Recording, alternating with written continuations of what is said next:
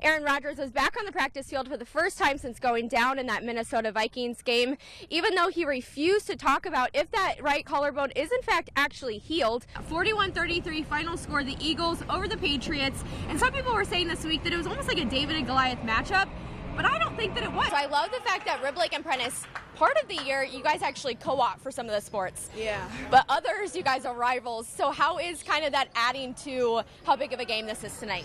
In the locker room, tackle David Bakhtiari made the analogy that it's like chopping wood. If you just keep chopping, the tree will eventually fall. So we'll see if that tree falls next Sunday in Sunday Night Football in Pittsburgh. The Wisconsin Badgers came here to Indianapolis knowing that if they won this game, they could make it onto the college football playoffs. And coming up tonight at 6, hear from a fan that flew from Beijing, China for the game tomorrow night. The Packers took the field for the last time this season today in Detroit. Going into the game, we all knew it was essentially meaning nothing for either team, except to make sure no more Packer players got hurt. Lane, one of the coaches I talked to for this story, used the reference that life isn't always fair. But I wanted to see if the current division of girls hockey teams across the state is right. Lindsay Burka says she stepped down from the girls' season because she had no other choice, that the district had forced her out. Lane, Thomas left the last football game this season with a concussion. When those symptoms stuck around, he knew something wasn't right. And in the fourth quarter now, it ain't pretty. 27-3, but Brett Hundley would find Randall Cobb. Nice stiff arm there, and Cobb would get the TD and make every Packer fan smile, even if just for a second. But then Detroit would make it just laughable at this point with a 2-point conversion trick play. There's a handoff, and Stafford was wide open in the end zone, and he would throw it up into the rafters to celebrate. Jesus Aguilar have a day today. His 14th home run of the season was a 2-run homer to make it 5-1 in the 7th. Some interesting dugout celebrations there from the Brewers, but those moves were their good luck charm. Milwaukee took down Colorado 8-4. And there's a face we all know and love, Mike McCarthy cheering on the Badgers, and man, they needed it today. There's Wagner for Michigan draining the three-pointer to give the Wolverines a 15-2 lead. Brutal start. Michigan leading by 10 now. Alley-oop to Wagner while the Wisconsin defense basically took a quick nap on that play. 1 second, you're racing down a hill, and the next, you're flying through the air. It's all about the flying, the feeling in the air. That's the reason why you start ski jumping. Pius Paschke is a professional ski jumper from Germany. He was one of the dozens of jumpers that competed at the Pine Mountain Continental Cup event last weekend. The hill in the UP is one of his favorites. It's more like a flying hill. You're not so high, but you're flying on the hill, and on other hills there you're much higher and falling down. And for me, this makes more fun. There were only 2 Americans competing against some of the hardest competition. As long as you feel fast and that you're like really just kind of more like a plane, like going just out instead of up, that's generally when you'll have the best jumps. Nick Mattoon is from Eau Claire and started jumping at the age of 5.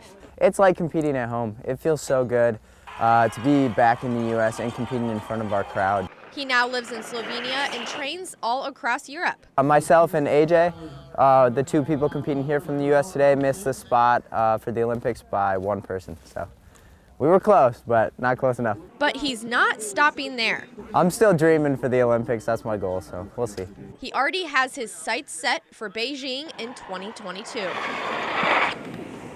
I feel confident I'll be able to go out there and play the way I've always played. Aaron Rodgers is back to feeling that way after just 8 weeks since his injury. He said a lot of that has to do with an intense rehab schedule. But attack the rehab every day. That's why I thank these guys. You know, they allowed me to push the limits every single day on what we should be doing. Rodgers admitted that it's been a while since he's played on the field, and he knows it's going to be a different feeling than what he's getting in practice this week. It's going to take getting out there, getting that first pass in, that first hit, and then I'll probably settle in. So now what's next for the Packers? The team knows how crucial these last 3 games are. Well, we clearly understand what's on the line here. Carolina's in a similar position, and this is a very, very important game for both teams. It's going to be a playoff type atmosphere, and that's what we're getting ready for. But something Rodgers isn't getting ready for, to save the team. I'm not coming back to save this team. I'm coming back to play quarterback the way I know how to play it, and hopefully we all raise the level of our play collectively and find a way to win these 3 games. A A big language barrier wasn't enough to keep Max Palmer from the sport he loves. Монголоос ирсэн. Би 18 настай би саксон бөмбөг тоглох дуртай. Max lived in the capital of Mongolia, Ulaanbaatar, which has over 1 million people. So to move to Crandon, Wisconsin, which has less than 2,000 people, was a bit of an adjustment. I like it. It's really quiet. Not really many people here. It's taken Max some time to learn the English language, but he's got the basics down for now. There's one thing he didn't have to learn. I love basketball. Basketball is why Max moved to the United States in 2015. Most people thought he was just here to visit, and then he started coming to school and we got to know him a little bit. He lived with his aunt briefly in Cleveland, Chicago, and Washington, D.C., but then they decided to move to Crandon. That's pretty good basketball. It's my teammate Blake Weber. He's really good. And Blake thinks Max is pretty good too. Coming from the Mongolian national team, to me it means he's really good. But then he comes here and shows us how good he is, and it makes me work a little harder. They're all working a little harder this year, and it's paying off. That's helped Max come up with a good goal for his senior year. That's my last year, and I really want to play. I really want to be conference champ this year. We're covering sports in Crandon. Katie Lazinski, Newswatch 12.